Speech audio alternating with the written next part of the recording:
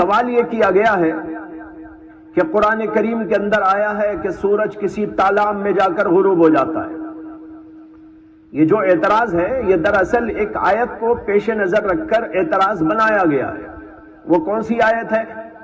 سب سے پہلے آپ آیت سنیں، اس کا پس منظر سنیں اور پھر ان کے اعتراض کو دیکھیں، سمجھ میں آئے گا کہ ان کے اعتراض کے اندر کیا حقیقت ہے۔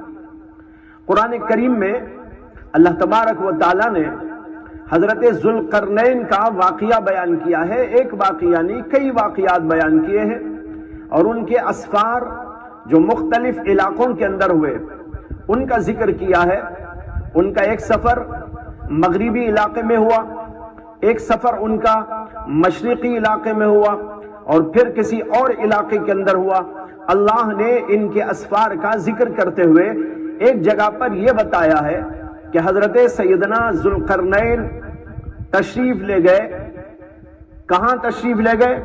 حتی اذا بلغ مطلع الشمس حتی اذا بلغ مغرب الشمس وجدها تغرب فی عین حمیہ۔ یہ الفاظ ہیں کہ جب وہ سفر کرتے کرتے کرتے اس علاقے میں پہنچے جہاں پر سورج غروب ہوتا ہے، یعنی مغربی علاقے میں پہنچے، تو کیا ہوا؟ اللہ نے کہا وجدها تغرب فی عین حمیہ، تو انہوں نے سورج کو ایک ایسے چشمے کے اندر، ایک ایسے تالاب کے اندر غروب ہوتا محسوس کیا، حمیتن، جو سیاہ کیچڑ والا تھا۔ آپ نے دیکھا ہوگا بعض جگہ پر جو ہے سمندر، یہ تالاب کے نیچے کیچڑ ہوتا ہے، کالی مٹی ہوتی ہے، اس کو یہاں پر کہا گیا عین حمیتن۔ کوئی تالاب تھا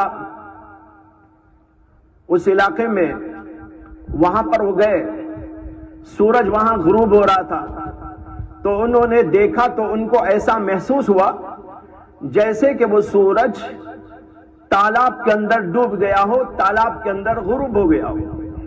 یہ ہے جو قرآن کریم نے فرمایا۔ اس پر ان لوگوں نے یہ اعتراض کیا ہے کہ قرآن یہ بتا رہا ہے کہ سورج تالاب میں ڈوب جاتا ہے، تالاب میں جا کر غروب ہو جاتا ہے، حالانکہ یہ سائنس کے خلاف ہے، مشاہدے کے خلاف ہے، اور آج ساری دنیا جانتی ہے کہ سورج کہیں اندر نہیں چلا جاتا، کسی سمندر میں نہیں ڈوب جاتا، کسی تالاب میں غروب نہیں ہو جاتا، کسی نہر کے اندر غروب نہیں ہو جاتا، لیکن وہ ایک علاقے سے دوسرے علاقے میں چلا جاتا ہے۔ یہاں سے جاتا ہے تو کسی اور علاقے کے اندر طلوع ہوتا نظر آتا ہے، یہاں غروب ہوتا ہے، امریکہ کے اندر طلوع ہو جاتا ہے۔ یہ آج سائنس نے واضح طور پر ثابت کر دیا، اور دنیا والے بھی اس کو اچھی طرح دیکھ رہے ہیں۔ یہ ہے ان لوگوں کا اعتراض۔ اس اعتراض کا جواب یہ ہے کہ اللہ نے یہ نہیں فرمایا ہے کہ سورج تالاب میں غروب ہوا، بلکہ قرآن کے الفاظ دیکھیے کتنے صاف ہیں۔ اللہ تعالیٰ کہتے ہیں وجدہا، محسوس کیا انہوں نے۔ کیا محسوس کیا؟ تغرب فی عین حمیۃ، ایک کیچڑ والے تالاب میں غروب ہوتا محسوس کیا۔ ایک ہے کسی چیز کو دیکھ کر ایک آدمی کا محسوس کرنا، اور ایک ہے واقعہ بھی اسی طرح ہونا۔ دونوں کے اندر زمین و آسمان کا فرق ہے۔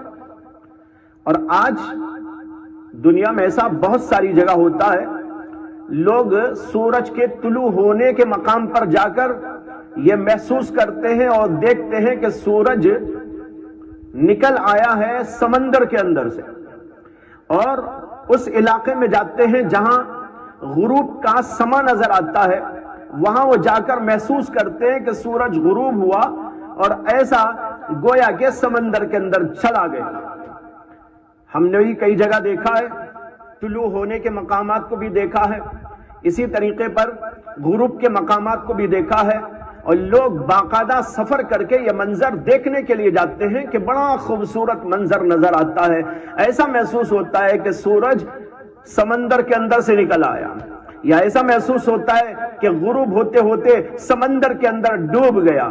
یہ محسوس ہونا ہے، ہم بھی اس کو دیکھ رہے ہیں۔ اب یہاں پر کہا جائے کہ ہم نے سورج کو سمندر میں غروب ہوتا محسوس کیا، تو اس کا مطلب یہ کہ ہماری آنکھوں کے اندر ایسا نظر آ رہا ہے، لیکن واقعہ ایسا نہیں ہے۔ یہاں اللہ نے واقعہ نہیں بیان کیا ہے کہ سورج کہاں غروب ہوتا ہے کہاں نہیں ہوتا، بلکہ اللہ نے یہاں یہ بیان کیا ہے کہ حضرت ذوالقرنین کو ایسا محسوس ہوا۔ وہ تو ہم کو بھی محسوس ہوتا ہے، آپ کو بھی محسوس ہوتا ہے، اور آج دنیا کے ایسے خطے اور علاقے موجود ہیں جہاں پر لوگ یہ منظر اور بھلا منظر دیکھنے کے لیے جاتے ہیں۔ تو کیا یہ جتنے لوگ دیکھتے ہیں وہ یہ دیکھتے ہیں کہ سورج سمندر میں غروب ہو گیا؟ نہیں، سمندر میں غروب تو نہیں ہوا، لیکن محسوس ہوا ایسا۔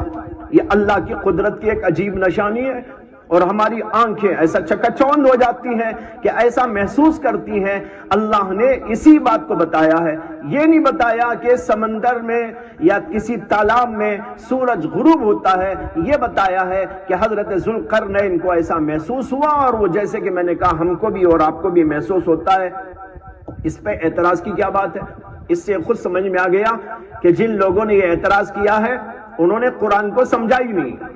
اولاً تو یہ جتنے لوگ اس طرح کے اعتراضات کو اٹھاتے ہیں ان کی اصل زبان عربی نہیں ہے، اور اس لیے جگہ جگہ ٹھوکریں کھاتے ہیں قرآن کو سمجھنے میں، حدیثوں کو سمجھنے میں، دین کو سمجھنے میں جگہ جگہ ٹھوکریں کھاتے ہیں، اس لیے کہ ان کی زبان نہیں، اور جو ان میں ماہرین ہوتے ہیں ان میں تعصب بھرا ہوا ہوتا ہے، تو لوگوں کے درمیان میں شکوک و شبہات پھیلانے کے لیے جانتے بوجھتے اس طرح کے اعتراضات کو اچھالتے ہیں۔ اب دیکھیے کتنا نامعقول اعتراض ہے۔ اللہ نے صاف کہا وَجَدَهَا تَغْرُبُ فِي عَيْنٍ حَمِيَّةٍ، اور یہ اس کے خلاف یہ ترجمانی کر رہے ہیں قرآن کریم کی، اور قرآن کریم کے اوپر اسی بنیاد پر اعتراض کر رہے ہیں۔ معلوم ہوا کہ اعتراض نہایت بے حقیقت اعتراض ہے، نامعقول اعتراض ہے۔ اسلام نے اور قرآن نے جو حقائق پیش کیے الحمدللہ اس کے اوپر آج تک کوئی اعتراض علمی طور پر اور حقیقت اور واقعے کے طور پر نہیں پیش کیا جا سکا ہے، یہاں بھی کوئی اعتراض اس کے اندر موجود نہیں ہے۔